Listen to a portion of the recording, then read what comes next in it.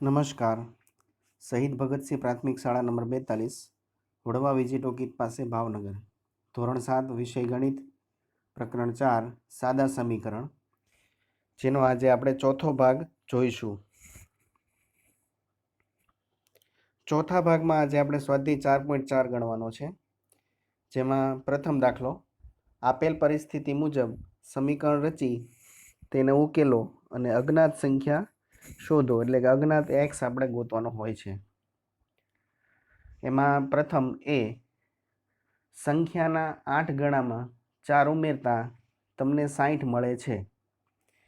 વિદ્યાર્થી મિત્રો, અહીંયા આપણને એક સંખ્યા છે અજ્ઞાત, એ આપણે ધારવી પડશે. તો સૌ પ્રથમ આપણે સંખ્યા ધારી લઈએ. તો અહીં સંખ્યા માની લો કે એક્સ છે, જે આપણે ધારી લીધી છે. હવે પછીનો શબ્દ છે 8 ગણા.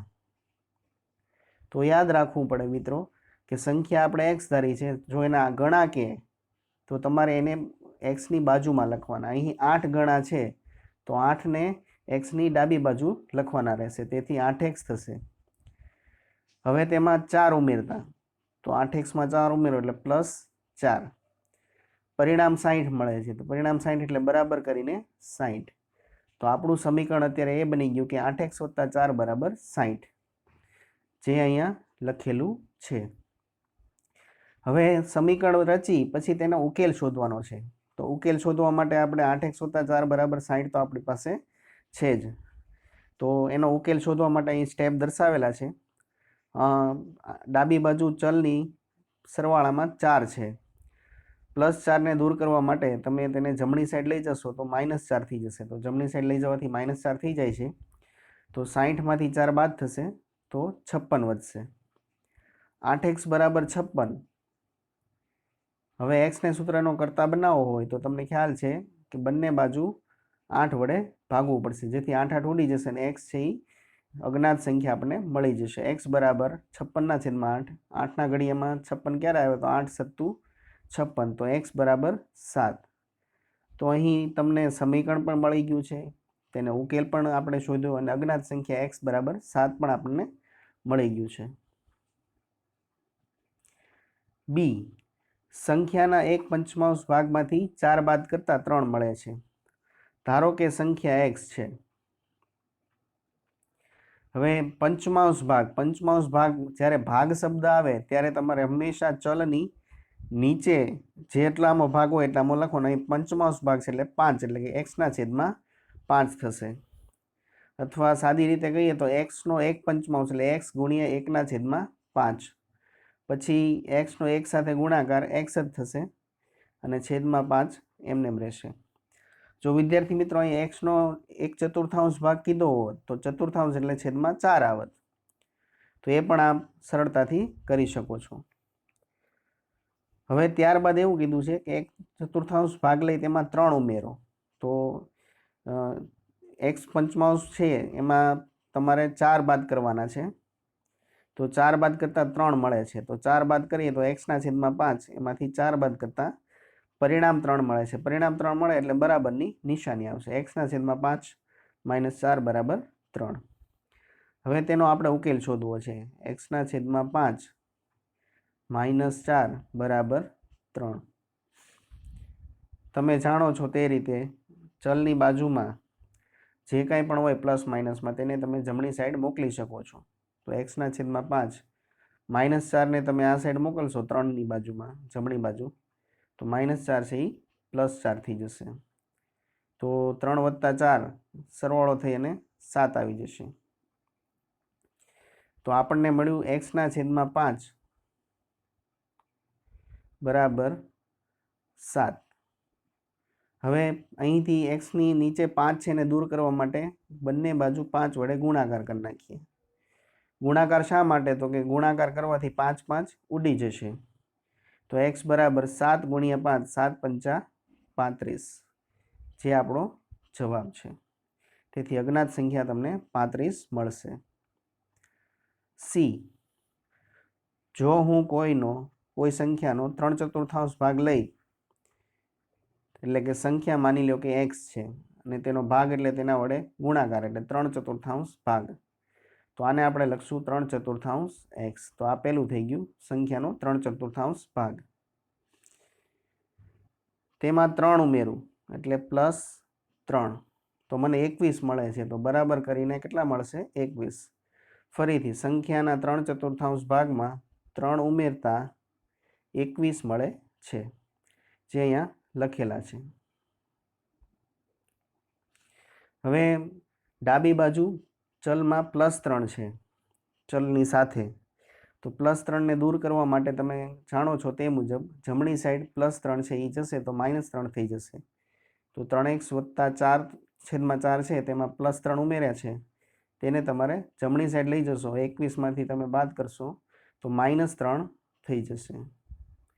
21માંથી 3 વધશે તો કાઢશો એટલે 18 વધશે, જે અહીં લખેલા છે।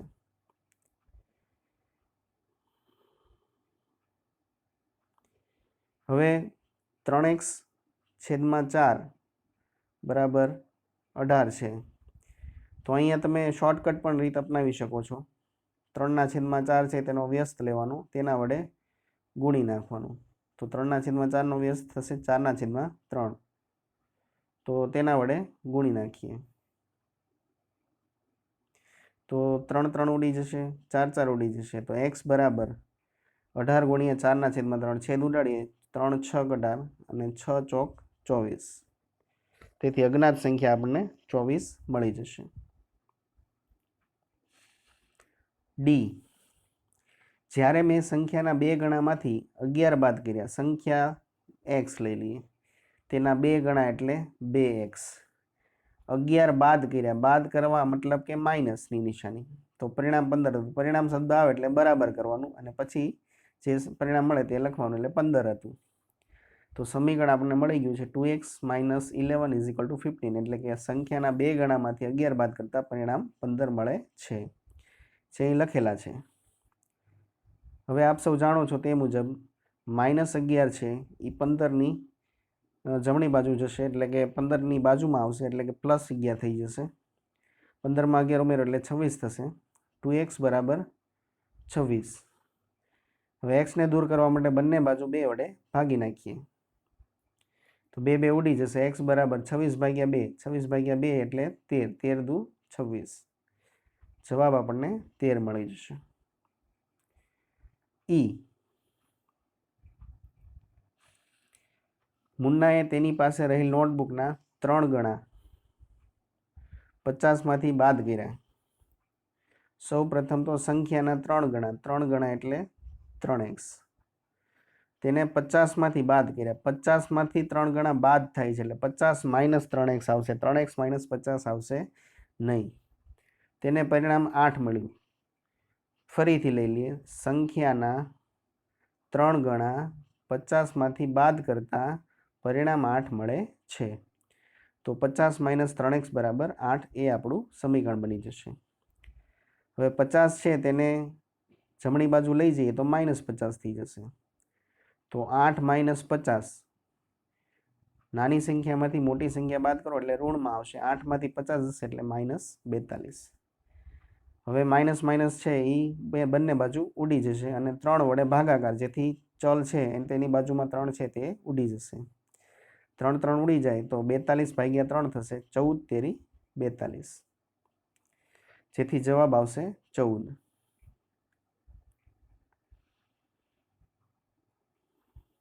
એફ, ઈલાએ એક સંખ્યા ધારી, જો તેમાં 19 ઉમેરે, ધારો કે સંખ્યા x લઈ લઈએ અને તેમાં 19 ઉમેરે છે તો પ્લસ કરીને 19, મળેલા સરવાળાને 5 વડે ભાગીએ, તો આ સરવાળો જે મળ્યો તેને 5 વડે ભાગવાનો છે, તો તેને 8 મળે છે, એટલે કે પરિણામ કેવું મળે છે? 8 મળે છે। તો આ આપણું સમીકરણ બની ગયું, જે અહીંયા લખેલું છે।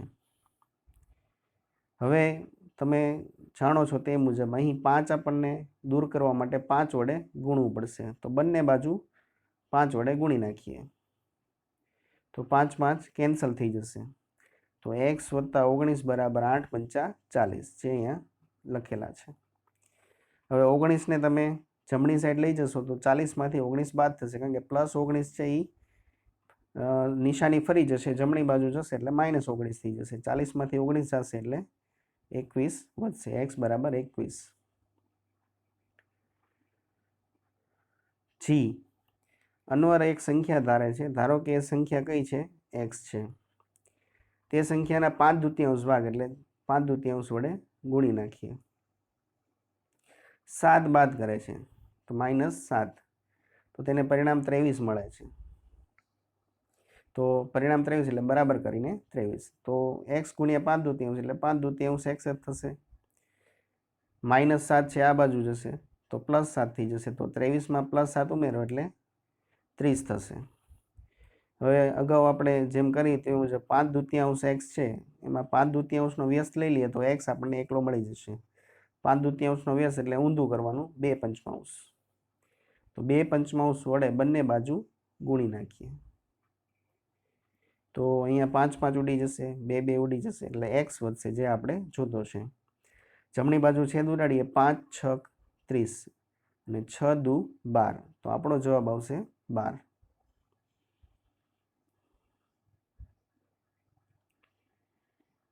દાખલા નંબર 2, નીચેના સમીકરણો ઉકેલો. એમાં એ દાખલો છે,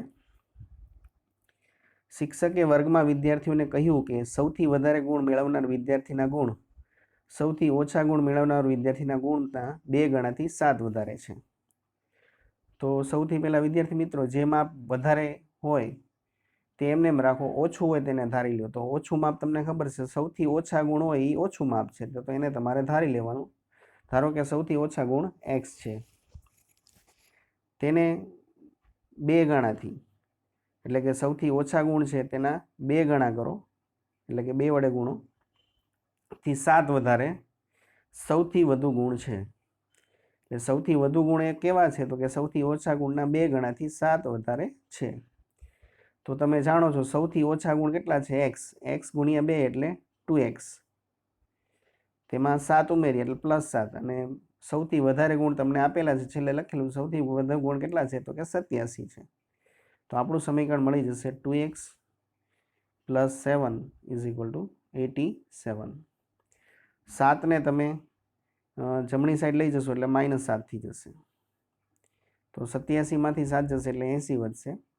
2x = 80. હવે 2 વડે ભાગાકાર કરીએ તો 2 2 કેન્સલ થઈ જશે, 80/2, 80ના અડધા 40, તો તે સંખ્યા કઈ હશે, 40 હશે. તો સૌથી ઓછા ગુણ કેટલા હશે, 40.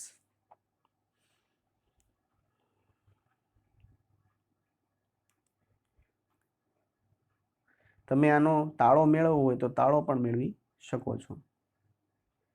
તાળો મેળવવા માટે તમે જુઓ તો સૌથી ઓછા ગુણના 2 ગણા, તો 40ના 2 ગણા કરીએ તો 40ને 2 વડે ગુણીએ અને તેમાં 7 વધારો એટલે 7 વધારે છે એવું લખ્યું છે, તો 40 દુ 80 અને +7, 80 ને 7 27, જે સૌથી વધારે ગુણ છે જે આપણને આપેલા છે, તેથી આપણને તાળો મળી જશે. એક સમદ્વિભુજ ત્રિકોણમાં 2 આધાર ખૂણાના માપ સરખા છે, શિરોકોણનું માપ 40 છે, તો ત્રિકોણના આધાર ખૂણાના માપ શું હશે? અને આપણે જાણીએ છીએ ત્રિકોણના ત્રણેય ખૂણાના માપનો સરવાળો 180 થશે. અહીં સમદ્વિભુજ ત્રિકોણ છે, તો તમે જાણો છો તે મુજબ 2 ભુજા સરખી હશે, તો તેમની સામસામેના ખૂણા પણ સરખા થશે. હવે આપણને એવું કીધું છે આધાર ખૂણાનું માપ કયું છે, x, તો બીજા પણ આધાર ખૂણાનું માપ x જ થશે કારણ કે સમદ્વિભુજ છે. તો શિરોકોણનું માપ 40 આપેલું છે એટલે આ 40 આપેલું છે. આપણે સૌ જાણીએ છીએ તે મુજબ ત્રિકોણના ત્રણેય ખૂણાનો સરવાળો 180 થશે, તો આ x અને 40 ત્રણેયનો સરવાળો લઈ લઈએ જે લખેલા છે, બરાબર 180. તો x ને x નો સરવાળો 2x, x માં x ઉમેરો એટલે 2x વત્તા 40 બરાબર 180 થશે. હવે 180માંથી 40 બાદ થશે કારણ કે જમણી સાઈડ જશે તો માઇનસ થશે, તો 180માંથી 40 જશે એટલે 140 વધશે. હવે 2 વડે ભાગાકાર કરીએ તો 2 2 ઉડી જશે, તો 2 વડે ભાગતા 2 2 ઉડી જાય છે અને 140/2 140ના અડધા 70 થશે. તો તમે જાણો છો આપણને આધાર ખૂણાનું માપ કેટલું મળી ગયું, 70. તો આ પણ 70 હશે અને આ આપણને 40 આપેલું છે. તાળો મેળવો 70 ને 70 140, 140 40 180. સી, એક મેચમાં સચિનના રન રાહુલના રન કરતાં 2 ગણા છે. તો જેના રન ઓછા હોય તેને ધારવાના. રાહુલના રન છે એ ઓછા છે કારણ કે સચિનના રન એનાથી ડબલ છે, 2 ગણા છે. તો રાહુલના રન ધારી લો કે x છે. તો સચિનના રન રાહુલથી 2 ગણા છે તો સચિનના રન 2x થશે. તો સૌથી પહેલું એ યાદ રાખો, રાહુલના રન x છે અને સચિનના રન 2x છે. જો તેમના રન ભેગા કરવામાં આવે તો ભેગા કરવાના એટલે મીન્સ કે સચિનના રન અને રાહુલના રન ભેગા કરી દઈએ તો એક્સમાં 2x ઉમેરીએ તો તે રન કેવા થાય? તો કે 2 સદી, સદી એટલે 100, 2 સદી લઈ લો એટલે 200 થશે. એના કરતાં 2 જેટલા ઓછા છે તો -2. તો સમીકરણ આપણને મળી ગયું, રાહુલના રન વત્તા સચિનના રન બરાબર 2 સદીથી 2 ઓછા. તો આપણને સૌથી પહેલાં સમીકરણ મળી ગયું છે. હવે એક્સમાં 2x ઉમેરો એટલે 3x, સરવાળો છે. એક એક્સમાં 2x ઉમેરો એટલે 3x. અહીંયા ડબલ સદી છે, 2 સદી એટલે 200 ઓછા 2, 200માંથી 2 જશે એટલે 198. તો 3x બરાબર 198. હવે એક્સની બાજુમાંથી 3 દૂર કરવા માટે 3 વડે ભાગી નાખીએ તો 3 3 દૂર થઈ જશે. 198 ભાગ્યા 3, 198 ભાગ્યા 3 કરશો એટલે જવાબ આવશે 66. તમે ભાગાકાર કરી અને ગણી શકો છો, x બરાબર 66 આવશે. તો એક્સ આપણે શું ધાર્યું હતું? રાહુલના રન. તો રાહુલના રન 66 થશે અને સચિનના રન તેનાથી 2 ગણા છે એટલે કે ડબલ છે. તો 66ના ડબલ એટલે 66 દુ 132 રન. હવે તાળો મેળવવો હોય તો સચિન અને રાહુલના રન ભેગા કરી નાખીએ. તો સચિન અને રાહુલના રન ભેગા કરો એટલે 198 આવશે. બરાબર. હવે 198 કેવા છે? તો 2 સદીથી 2 જેટલા ઓછા છે એવું આપણને કીધું છે. તો 2 સદી એટલે 200, બરાબર, અને એમાંથી 2 કાઢો એટલે 198, જે આપણને તાળો મળી જાય છે. દાખલા નંબર 3, નીચેનાને ઉકેલો. એમાં પહેલું, ઇરફાને કહ્યું કે તેની પાસે પરમિત પાસેની લખોટીના 5 ગણા કરતાં 7 વધારે લખોટી છે. મીન્સ કે પરમિત પાસે ઓછી લખોટી છે તેને આપણે ધારી લઈએ. પરમિત પાસે x લખોટી છે. હવે ઇરફાને એવું કીધું કે તેની પાસે પરમિતના 5 ગણા, તો પરમિત પાસે લખોટી x છે તેના 5 ગણા એટલે 5x, તેની કરતાં 7 વધારે, તો 5x વત્તા 7. હવે ઇરફાન પાસે આટલા ગણી અને આમાં ઉમેરી 7 લખોટી છે એવું એને કીધું છે, પણ એની પાસે ટોટલ કેટલી છે? 37 લખોટી. તો આપેલું પરિણામ કેટલું મળશે? 37. એટલે 5x વત્તા 7 બરાબર 37. હવે 7 છે તેને જમણી સાઈડ મોકલીએ તો -7 થઈ જશે. 37માંથી 7 જશે એટલે 30. 5x બરાબર 30. 5x છે તેમાં 5ને દૂર કરવા માટે તમે જાણો છો તે મુજબ 5 વડે ભાગવું પડશે. તો 5 વડે ભાગીએ તો 5 5 ઉડી જશે. x બરાબર 30 ભાગ્યા 5, 30 ભાગ્યા 5 છેદ ઉડાડીએ 5 6 30, તો x બરાબર 6. તો પરમિત પાસે 6 લખોટી હોય. આનો તમે તાળો પણ મેળવી શકો. હવે અહીંયા 5 ગણા કીધા છે તો પરમિત પાસે 6 લખોટી છે તેના 5 ગણા, 6 ગુણ્યા 5 અને 7 વધારે, તો 6 પંચા 30 વત્તા 7 37 છે એ પાસેની લખોટી છે. દાખલા નંબર 2, લક્ષ્મીના પિતા 49 વર્ષના છે. જો લક્ષ્મીની ઉંમર, ધારો કે લક્ષ્મીની ઉંમર x લઈ લઈએ. લક્ષ્મીની ઉંમરના 3 ગણા, તો લક્ષ્મીની ઉંમર x લઈ લઈએ તો એના પિતા છે એના ઉંમરના 3 ગણાથી 4 વધુ છે એટલે કે 3x વત્તા 4 થશે. અને પિતાની ઉંમર તમને 49 વર્ષ આપી દીધી છે તો પરિણામ એવું મળશે 3x વત્તા 4 બરાબર 49. હવે વત્તા 4 છે તેને આ સાઈડ લઈ લેશો જમણી સાઈડ એટલે 49માંથી 4 બાદ થશે એટલે કે 45 વધશે, જે અહીંયા લખેલા છે. હવે 3x બરાબર 45 છે તો 3ને દૂર કરવા માટે બંને બાજુ 3 વડે ભાગાકાર કરી નાખીએ. એક્સની બાજુમાં જે હોય તેના વડે આપણે ભાગાકાર કરીએ જેથી x છે એકલો પડી જશે, તેથી 3 3 ઉડી જશે. 45 ભાગ્યા 3 તો 15 તેરી 45. તો લક્ષ્મીની ઉંમર 15 વર્ષ હશે. તમે આનો તાળો જાતે મેળવી લો. ત્રીજું, સુંદર ગ્રામમાં લોકોએ પોતાના ગામના બગીચામાં વૃક્ષારોપણ કર્યું.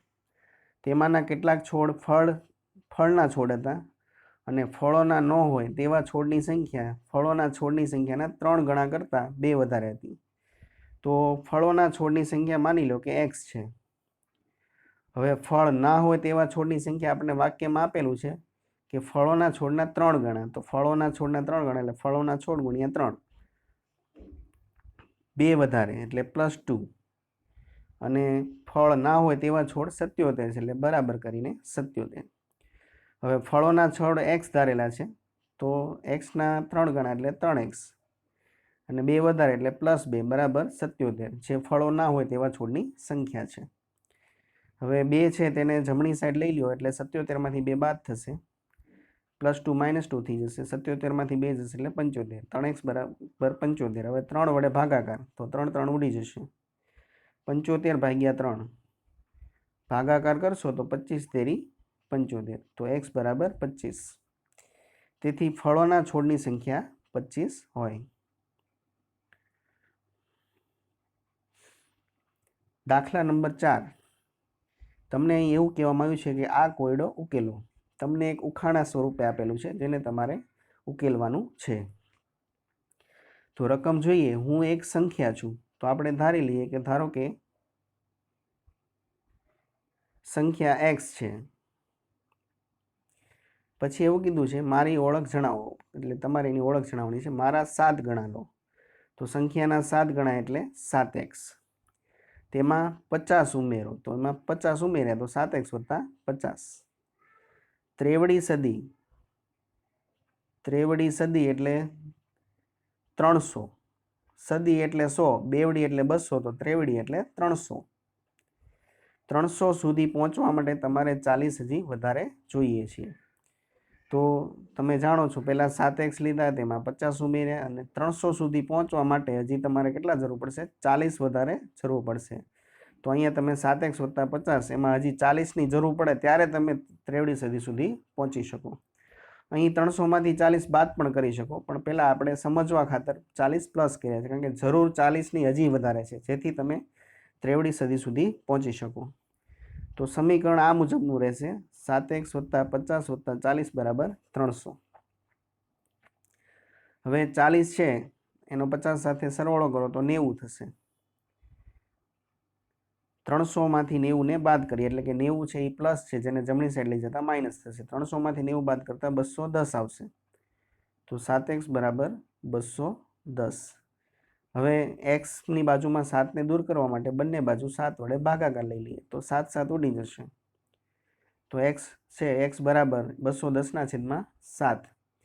7ના ઘડિયામાં તમે જાણો છો 210 તો આપણે ન ગણી શકીએ, પણ 7ના ઘડિયામાં પહેલાં 21 આવે છે તે જોઈએ, તો 7 તેરી 21 અને 0 લગાડી દો એટલે 30.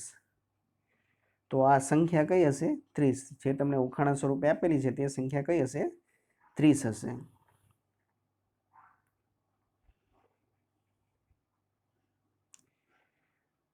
આ પ્રકરણમાં મુખ્યત્વે જોડકા, ખરા ખોટા અને ખાલી જગ્યાઓ, તેની સાથે સમીકરણ ઉકેલવાના દાખલા પૂછાય છે. તો સ્ક્રીન પર તમને દાખલાઓ અમુક આપેલા છે, જવાબો પણ સાથે આપેલા છે. 10 દાખલા તમને આપેલા છે. તમારા અનુકૂળ સમયે તમે ગણી શકો છો. સાથે સાથે તમારો જવાબ પણ તમે ચેક કરી શકો છો. તો વિદ્યાર્થી મિત્રો આ જાતે ગણજો. પછી ધોરણ 9 અને ધોરણ 10 માટે ખાસ ઉપયોગી સમીકરણ ઉકેલોના કૂટ પ્રશ્નો. તો અહીં તમને સ્ક્રીન પર 6 દાખલા આપેલા છે, જે તમારે ધોરણ 9 અને 10 માટે ખૂબ જ ઉપયોગી છે, કારણ કે કૂટ પ્રશ્નો ઉકેલવાના દાખલા ધોરણ 10માં પૂછાય છે, માટે આમાં ખાસ મહેનત કરવી. તો અહીં તમને 8 દાખલા આપેલા છે અને તેના 8એ 8ના પાછા જવાબો પણ આપેલા છે. તો તમે 8એ 8ના જે કૂટ પ્રશ્નો છે તેના પહેલાં સમીકરણ બનાવવાના, સમીકરણને તમારે ઉકેલવાનું, બરાબર, અને તે પરથી તમે તમારો જવાબ આવે છે કે નહીં તે તમારે અહીં ચેક કરવાનું રહેશે. આવજો વિદ્યાર્થી મિત્રો.